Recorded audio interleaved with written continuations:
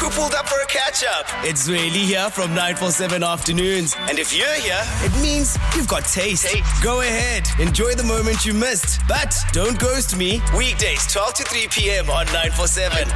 I'm loud and way more fun in real time. And yeah, there's more audio magic waiting for you right here on Prime Media Plus. You're listening to Mo Flava on 947. On a daily, we look at your tricky life situation, and that's why I've made a bit of time for the Daily Dilemma. Nancy's out in Kempton Park. She says, I'm sending you this message because honestly, I just want to tell my friends to go suck their toes. Are they going to enjoy that? All right, let's get the story here. We've been friends for years. We met in church and we were all part of the married club. Unfortunately, my marriage ended, but my ex and I are actually on good terms. The problem is my sisters. Since I started dating again, the energy has shifted and they are moving so weird. I think by sisters, she means her friends, right? All right, let me move on. I'm being excluded from our weekly prayer meetings, and the most heartbreaking part is that they've stopped inviting my son to the kids' parties. They're judging the new man in my life just because he doesn't go to the church that we go to. I've gone from having a solid circle to being completely lonely and judged by people who are supposed to be holy. Where do I go from here? Do I try to fix this or do I just find a new tribe, which is not easy? Listen, Nancy, if you're asking me if I'm in your position, I just keep it moving. I ain't got the time to be begging people to be my friends because they're choosing to be judgy-wudgy over whatever happens in my life, irrespective of whether it's my fault or not. I mean, heaven knows why you're divorced, and that's for you. That's your baby, Nancy. I'm not sitting here judging you for being divorced. You're still a human being. You still have the qualities that I'm assuming made them attracted to you and made them want to have a friendship with you.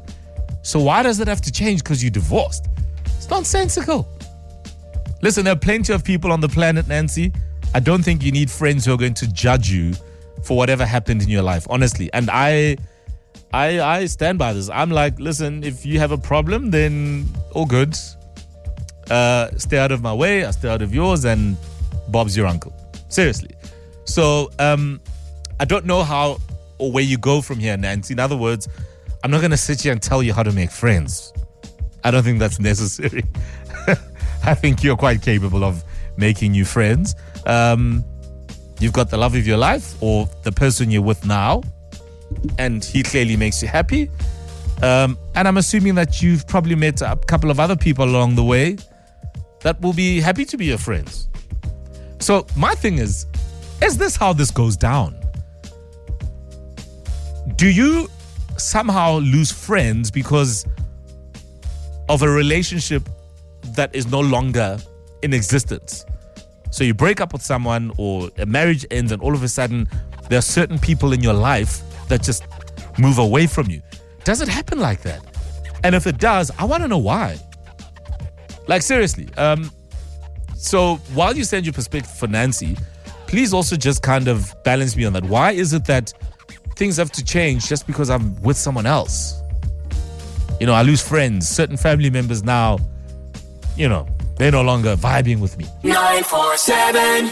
Today's dilemma is coming in from Nancy, who's in Kempton Park, and she's really upset with her friends because she's recently been divorced and all of a sudden she's no longer part of the married club, which, I mean, obviously, in that context, one could argue, but if you're not married, why are you part of the married club? The point is they were all friends. They met at church, they're all friends, and they all happen to be married. But ever since her divorce, the friends are ghosting her, and even her kid is not being invited to the other kids' parties. It's kind of one of those really stinky situations in my view. Yeah, you know, some people are just always riding on a high horse. Nancy, this is what I think. It is a bit unfair if you were to just move on and just disappear and they don't know, all right? You're a group of adults. I would suggest that you let them know how you feel first. and what is happening. All right. It could be that they are just doing this and they're not aware of it. There are many people with just whack personalities, but then they don't know about it. So if you address it with them, and we hope that it turns out for the best, and you all move on as adults and they change, and you also feel part of the group again. So, but if they choose not to, then you have a reason then to move on. But I feel it is unfair if you just move on and no one knows exactly what happened. Could be that they're not truly aware. If they are aware, if they've actually said vocally all these things and out loud, then they're aware of what they're doing, then you have a reason to move on. Yeah, there's always the civil approach. Nancy, it's one of the hardest lessons, letting go when it's time to upgrade. But girl, you've got to let go and upgrade. How's it, Mo? You know, I think I've also gotten to a point in my life listening to Nancy. Nancy, my advice to you is better to have few friends that you know you can trust and have your back than have many friends and wonder what are they talking about you behind your back. Oof, yeah, I mean, quality over quantity, as they say. And this is the thing, and I think that's perhaps what underscores the first voice note around the fact that these people were friends. So there was obviously a rapport, there was obviously a reason, something that brought them together, whether it was church, whether it was the word, whatever. So they do have a lot in common, it would seem, and they did seemingly enjoy each other's company. So there is something to be said about the fact that, you know, whatever they had was good. Is it then not worth fighting for? Hence the sit down. And, you know, but sometimes, you know, you just got to move. You know what I'm saying? I'm gone, eh? Yo, I'm gone. Hey, Momo, what's good? What's good? If there's one particular group of people who are extremely judgmental and they are the reason why people leave church, it's actually Christians. Christians will persecute you. They will judge you. And unfortunately, you must look for another church. It's not going to be the same. It's not. They will persecute her so much. And the hatred and the jealousy and the gossip, it's the way it's so bad.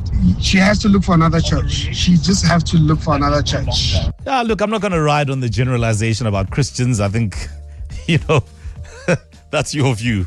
You can keep your view on that, but I think it's a hell of a generalization to make around just one religious faith. But of course, the element around the fact that the commonality of them and their friendship is based on the fact that they met at church, you know, kind of maybe speaks to the reason why they're friends in the first place. But again, I mean, I'm not sitting here saying you know, all Christians are judgy-wudgy. That's his view anyway. All right, let's, I don't know, did I play this one? Nancy, I think the fact that you are now single is maybe a threat to the other married ladies. Maybe look at it from that point of view, but still, it's rude of them. Yeah, maybe that's it. Huh? Just because Nancy's, well, I mean, she's not single, but at some point she was single and ready to mingle. And maybe they're jealous. Maybe they wish they could also, you know, mingle now and then. Oh, man. All right. Nancy, you got a lot of perspective. I mean, I didn't even have to say anything, right? Just listen to all the perspective that's come in. Brilliant, right? 947